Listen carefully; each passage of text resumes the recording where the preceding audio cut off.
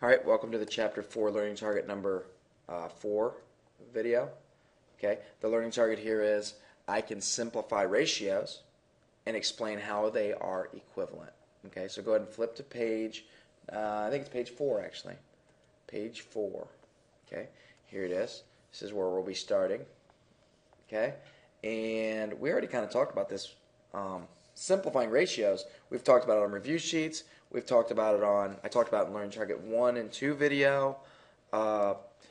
You simplify ratios the same way you do fractions. That's why I'm always telling you, when I write this right here, I mean, that right there, that has so many meanings right there. Okay? That is a fraction. It could be a ratio. I could be saying there are 4 boys out of 8 total students. Okay? 4 boys out of 8 total students. Or I could say, okay, I got 4 pieces of pizza out of 8 remaining. Okay? I got 4/8 of a pizza remaining. But the one thing about this is you can simplify them the same way that you simplified fractions. It works the same way. You try to find the GCF of your numerator and your denominator. Okay? So in this case, if you had to do trees, you could. There's the prime factorization for 4. There's the prime factorization for 8. And then I look for common factors. I see a 2 and a 2. That tells you my GCF of these is 4. So that means I'm going to divide the top by 4 and the bottom by 4. And that's going to give me 1/2. So basically what I'm telling you is that now my new ratio is I would have 1 boy to 2 total students. So that means every other student is a boy or a girl, because if there are 2 total students and one of them is a boy, then the other one must be a girl. Okay? So simplifying ratios, same way as simplifying fractions. Okay. Now keep in mind you can use your calculators too to simplify as well. Don't rely on it, but it is an option.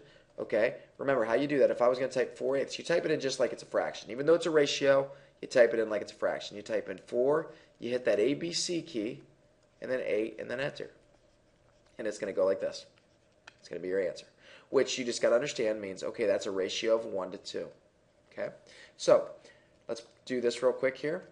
Write the ratio in simplest form that compares the number of suns to the number of moons. Okay, so we are doing the number of suns to the number of moons.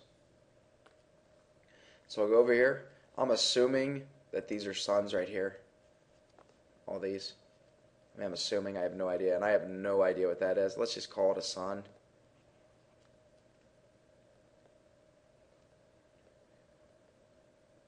Actually, you know what? Let's just act like that's not even there. Okay, so just put an X through it. I'll just get rid of it. Just put an X through that little whatever that's supposed to be down here. X it off. So now we actually have only 4 suns, right? So we have 4 suns, and it wants to know the ratio of suns to moons. So now let's go ahead and figure out how many moons there are. This is a moon. This is a moon. This is a moon. Moon. Moon. And moon. So that means there are 1, 2, 3, 4, 5, 6 moons. So there we go. There's your ratio. Now, here's the problem. 4 to 6. I require my ratios to be in simplest form, just like I did my fractions. So you have to determine what the GCF of 4 and 6 is. The GCF, if you're going to do the prime factorization for 4 is 2 times 2. The prime factorization for 6 is 2 times 3. Okay? Here I have a common factor of 2. Okay, and that's all they have in common. So that tells me that I need to divide the top by 2 and the bottom by 2. And there we go. There's my simplified ratio. 2 to 3. Doesn't mean 2/3. I never want to hear you guys say, oh, it's 2/3. No, we're talking about a ratio comparing suns to moons. Okay? Suns to moons. Okay? So what does this mean? That means, and I want you to write this, for every 2 suns, there is 3 moons. Okay? Now, this is all going to make sense why I'm requiring you to write it like this soon. Okay? most notably next chapter, chapter 5, you're going to see why this is important, okay? So that's just what it means. It's the same thing as saying 4 to 6, only we do it in simplest form, okay? So that means if there are 2 suns, there's always going to be 3 moons around, always. And if I go over here and do it, I'll figure that out. So I see 1 sun. Let me do this in a different color, actually. So I go, I'll grab green. If I X out, there's 1 sun, there's 2 suns. That's 2 suns. I'd better see 3 moons. So 1, 2, 3, right? Let's keep going. I have 2 suns. Now let's see if I have 3 moons. Okay? That's what the picture told us. Okay? Let's go down here. Put these fractions, write each ratio as a fraction in simplest form. So again, if we're writing it into fraction form, that the first number in the ratio always goes in the numerator, or in the top of the ratio. So out of 6 fish. Okay? We got to figure out what we can divide by. Well, they're both even, so I know I can divide by 2. Divide by 2. And now I get 1 to 3. So that means for every 1 guppy that I see, I should see 3 total fish. Okay? That's the simplest form. 12 puppies to 15 kittens. I know that I can divide by 3 because I know that 3 times 4 is 12. And I know that 3 times 5 is 15. So I'm going to divide the top by 3 and the bottom by 3. And I'm going to get 4 to 5. That means for every 4 puppies, there are 5 kittens. Now, guys, I want to make this clear right now. You can think about equivalent fractions. Whatever you do to the top, you must do to the bottom. It works the same way. If I wanted to multiply the top and say, well, what if I had 10 puppies? How many kittens would I have then? Well, or I'm sorry, what if I had 10 times the amount of puppies? Well, then you got 10 times the amount of kittens. So 40 over 50. Okay, well, what if I had 100 times the number of, if I had 40 puppies? Well, look, you keep doing the same thing. Okay? It's just like fractions, guys. It's the same process. Only you're not saying, oh, I got 4/5. No. We're saying we have 4 puppies for every 5 kittens. So that means if I have 8 puppies, I must have 10 kittens. Does that make sense? I multiply the top by 2. I multiply the bottom by 2. Okay? Go ahead and pause and do number 3. Okay? So here we go. I got 5 boys out of 10 total students. Okay? I simplify that. I know I can divide by 5 to both. And I get 1 over 2. Well, what does that mean? That means that for every 2 total students, 1 of them is a boy. Or you could say it as for every 1 boy, there are 2 total students, which tells you that it's going to be 1 girl to every 2 as well. Okay. Now, real quick, let's just go through here and let's just figure out if these are part to part or part to whole. Okay. 2 guppies out of 6 fish. Well, are those 2 included in that 6? Absolutely. That is a part to whole ratio. Here I have puppies compared to kittens. Part to part. And finally, 5 boys out of 10 total students is going to be a part to whole. Okay? So that's that.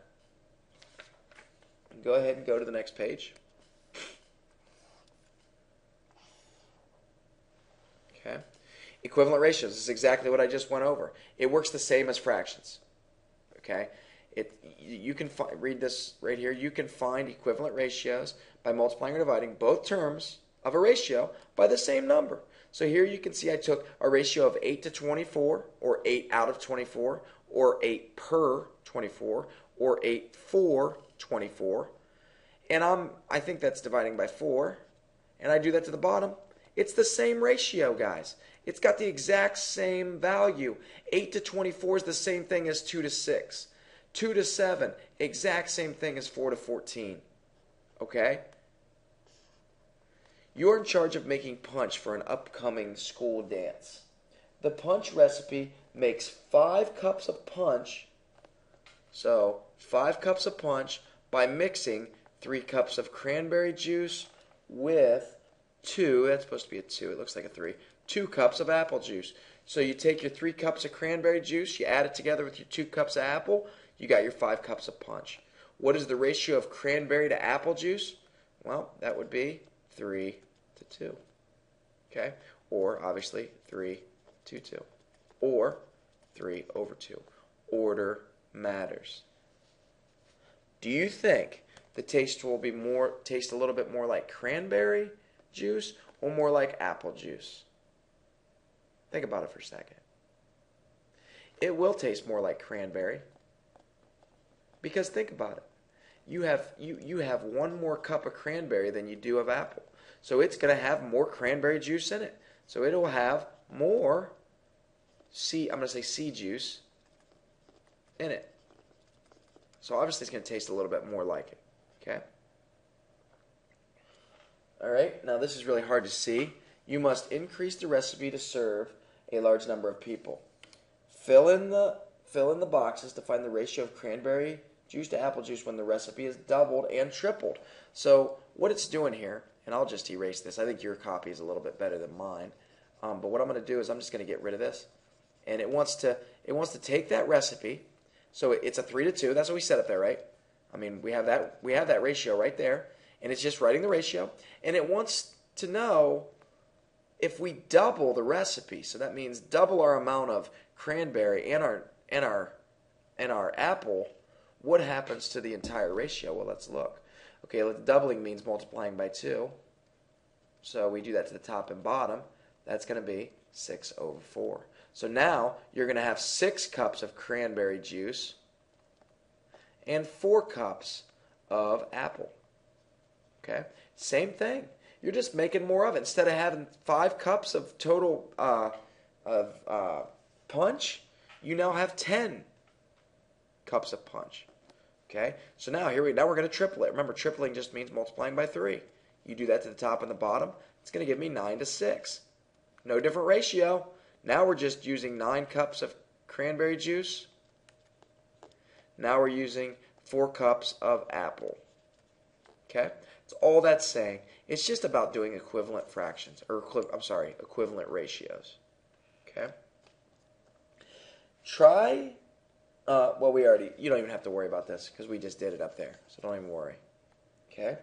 The ratios you found in B are equivalent to 3 over 2, obviously.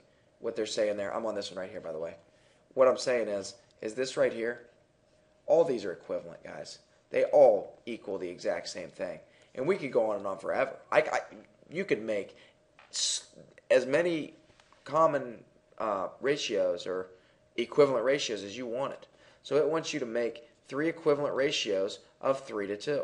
Well, you could do whatever you wanted here. Multiply them by 5 each. Okay, now you got 15 to 10. There's one ratio. 15 to 10.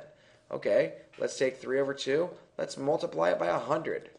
Doesn't matter, just as long as you do the same to the top as you do to the bottom. Now you have 300 over 200. There's your second ratio. And then maybe 3 over 2. Let's just multiply it by 6. Multiply by 6, you get 18 over 12. 18 over 12. And guys, you could go on and on forever. You could go from one of the ones you created, 15 over 10, and 15 to 10, and you could say, I'm going to multiply this by 10. And then you got 150 over 100. That also equals 3 over 2. The possibilities are endless. Okay? Now, this is where we're going on part D here. Okay? This is why we're doing all this. It might seem very basic right now, and it should be. Okay? But where we're going is right here. How much of each juice would you need to make a total of 40 cups of punch? Okay, So we're looking at this going, right now we use 3 cranberry and we use 2 apple. And we know that makes 5 total cups of punch. Okay? Well, now they want to be able to make 40 because they, obviously 5 cups of punch isn't going to, that's like 1 gulp.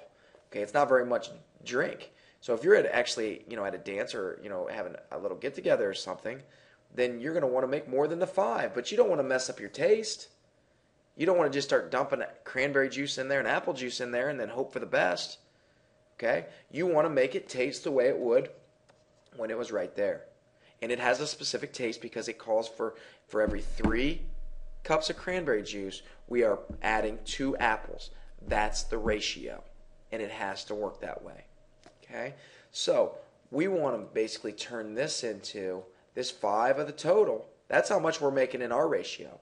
We want to be able to make 40. So what would we do to go from 5 to 40? Okay? Well, that's 8 times more juice.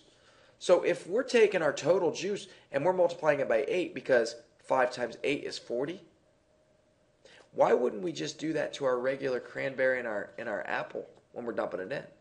Let's just multiply each one of those by 8. Now we got 24/16. Now the recipe's done. I know that I just need to go buy, or I need to be able to put into my mixing bowl or whatever in my thing. I need to have 24 cups of the cranberry juice, and then I need to then put in 16 of the apple. And I want you guys to see this. This ratio is the exact same thing as that ratio. It's just more of it, but it will taste the exact same. Okay? It's the same exact taste. Go ahead and go to the next page. Okay? Which ratio is equivalent to 4 to 9? Well, let's just look. Okay? Let's see if they're equivalent. Okay, let's go 5 to 10. What would you be multiplying by to go from 4 to 5 and 9 to 10? Okay? Well, nothing. What they're trying to get you to see here is they're saying, oh, y'all, you plus 1, you plus 1. There's your answer. Absolutely not. Everybody put this. Equivalent ratios only use multiplication and division. Again, please write this.